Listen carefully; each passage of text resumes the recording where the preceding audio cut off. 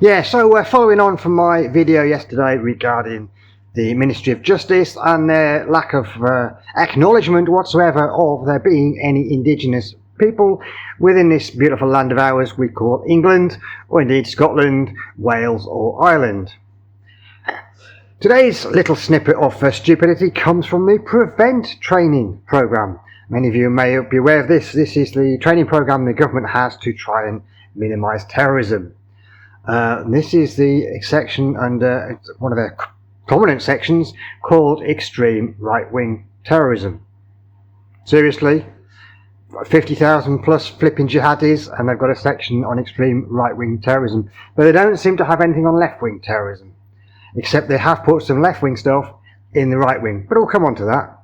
So apparently, if you give active or vocal support in any way that encourages discrimination or violence, now I get we shouldn't be encouraging violence, but discrimination against a minority group.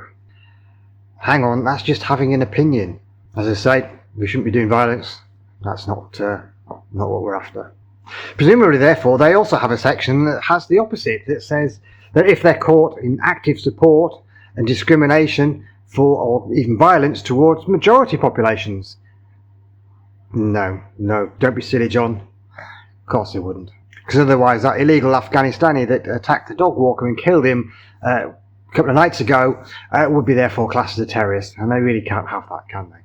But he goes on to talk about cultural nationalism. Thinking about our culture. Morris dancers in village fetes, for God's sake. What is terrorism about that? That is patriotism. There's nothing wrong with that. Traditionalism. Perfectly normal. Absolutely perfectly normal.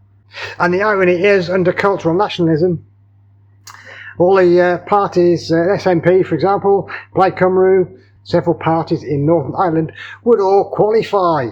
Therefore, they'd all need to be referred to Prevent. That's how stupid these people are who write these ridiculous definitions.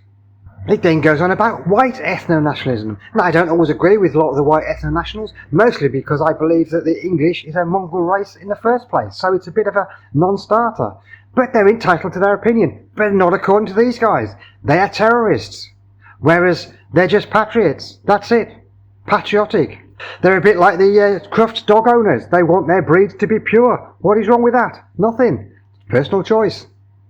And then we come on to the absolute gem you've all been waiting for, white supremacy. Oh yes, that old nugget. They keep dragging that one out every bloody time, don't they?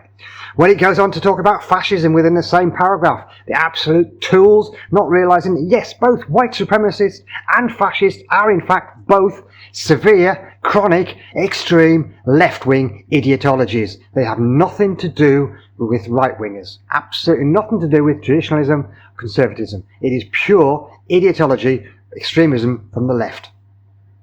Fortunately, there's not too many white supremacists. The left are far too busy trying to encourage unicorns and other fantasy characters into life. But yes, this is an actual document from the Home Office that has a whole section on extreme right wing. This is how bloody sad our government has become. Till the next time, take care.